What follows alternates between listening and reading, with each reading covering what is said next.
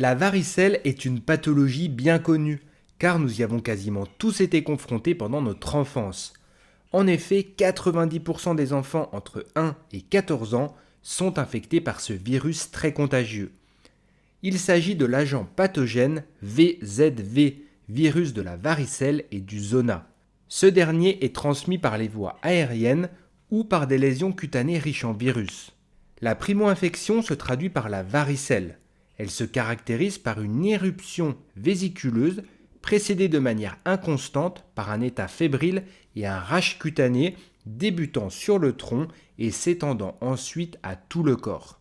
L'éruption dure une dizaine de jours et évolue par poussées distantes de 2 à 4 jours. Souvent, l'évolution est bénigne et les complications sont rares.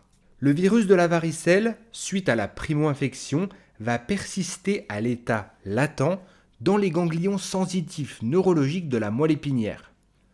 On estime que le virus va se réactiver chez 15% des sujets primo-infectés, mais cette fois non sous la forme de varicelle, mais de zona.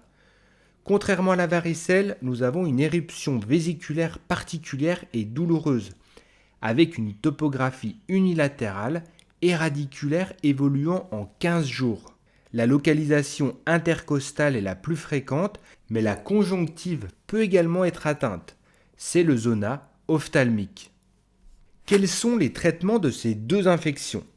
Même s'il existe à ce jour des vaccins contre la varicelle, ils ne sont pas forcément recommandés en France.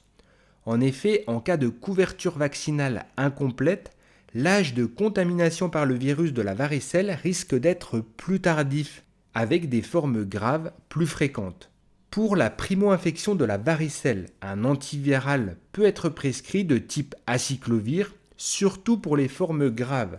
Sinon, le traitement est essentiellement symptomatique avec des antipyrétiques pour lutter contre la fièvre, du paracétamol contre d'éventuelles douleurs comme les maux de tête, d'antihistaminiques, des bains quotidiens suivis de l'application d'une solution antiseptique afin d'éviter des surinfections bactériennes au niveau des vésicules.